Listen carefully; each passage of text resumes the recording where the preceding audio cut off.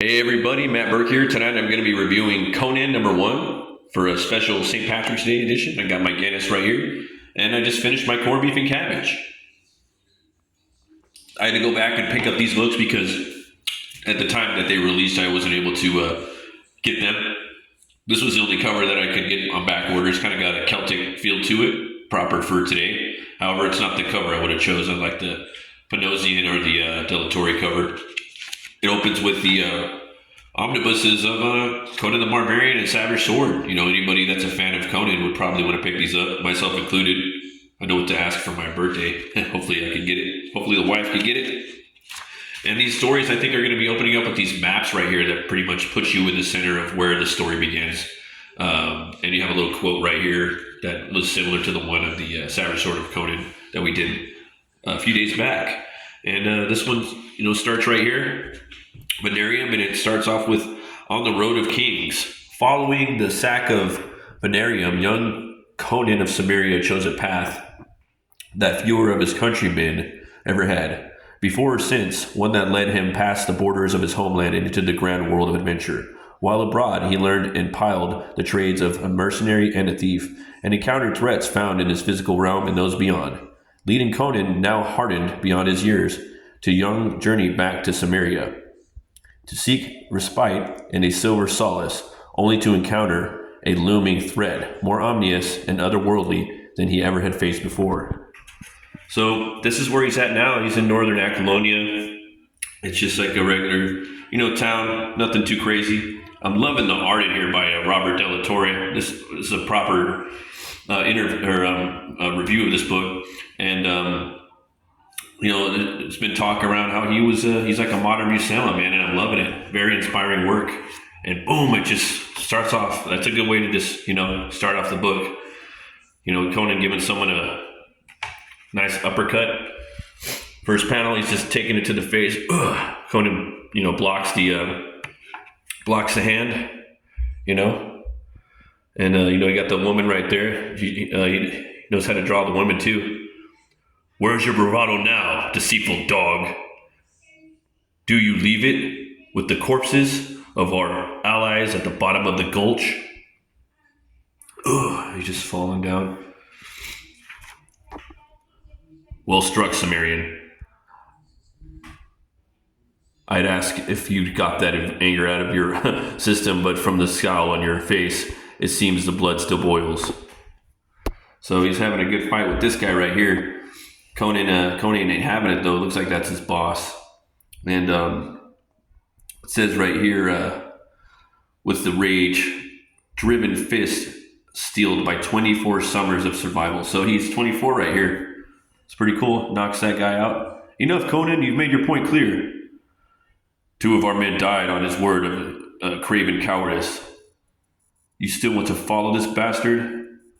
They will if they know what's good for him. He's just taking his shit. Conan's still the guy once more. Takes a little stab at him. Conan drops a nice knee to the head. A little bit of Capullo, like Capullo in here. Some of the faces, very rarely, but kind of reminds me. There's a couple shots that this artist kind of reminds me of. Yeah, man. Loving his choice of blacks. Again, knows how to draw women. He's got a baddie right there at the eye patch. And this page right here, you got this double page splash. And it's basically kind of flashing back to that battle he had, right there. Conan's mind drifted off to the younger days. He remembers that as soon as he was old enough to heft a blade and trained with sword and spear, honing his body to defend Samaria from invaders, his ancestors were certain would threaten their freedom. They were right. So right here, at the Battle of Venarium, Conan and barbarians from more than 40 tribes pushed back the Aquilonian army. Look at that, man. That must have been real fun to draw. I love the way he doing the brush work back here. Looks like a real place.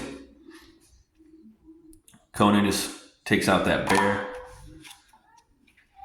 using him for a shield for cover. Just going through the motions. And then out of nowhere, someone stumbles into the tavern.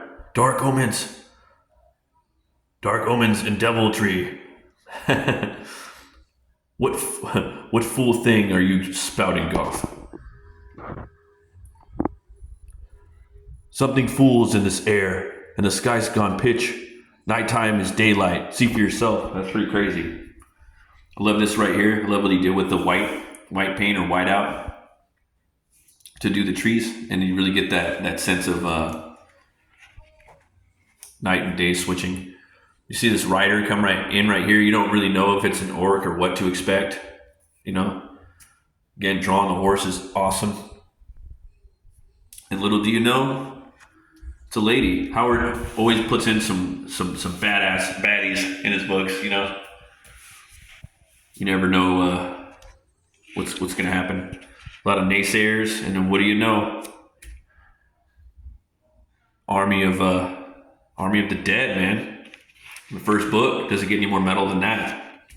Really digging this. Look at the face right there. One of my favorite scenes right there, man. Badass.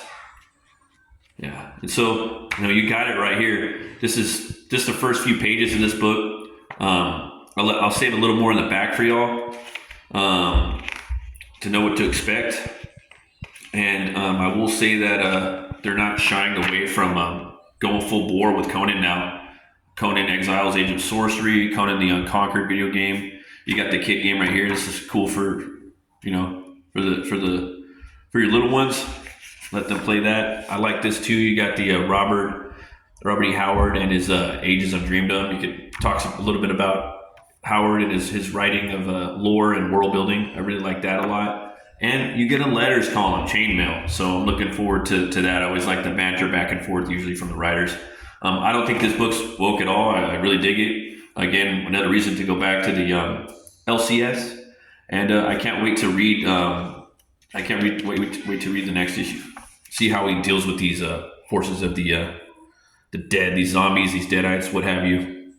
Look at all these cool covers. Right here, I do like the Dan Panosian. That guy's a badass. I like the black and white one. Yeah, his lines, man, they're so choppy. I love that. Another Del Torre cover. That one, I want that one. That's the one I really want. Mike Mignola, of course, he's always one of the favorites. It's a badass Arnie one right there. And yeah, man, some pretty cool covers. Yeah, another Panosian one right there. Yeah, so definitely check this book out, guys. It's awesome. I give it 2 horns way the fuck up. I can't wait to read the next one. And if you guys don't know, I got my book out right now on Fund My Comic. It's a Butch Cleaver. It's a gothic horror western about a butcher who gets killed and he's brought back to life by a voodoo curse. And that curse gives him the power to weaponize bone on a molecular level. So I got the first graphic novel and the second one up right now. They're on fundmycomic.com. We just launched. So if you guys want to go check a look at that, highly recommend it. I definitely has some Conan vibes in there and influences of Robert E. Howard. He is a big influence on me as well. I did a live stream talking about 10 other influences I have in there, and I left Robert E. Howard out. He's another one. So if you want, guys, go check it out. Thanks for watching. Happy St. Patrick's Day. Drive safe. Always remember to be bold, be brave, roll the bones to know your role, and cheers. I'll see you guys later. Go, go, go. Oh, yeah. Always remember to like and subscribe. Thank you, guys. Peace.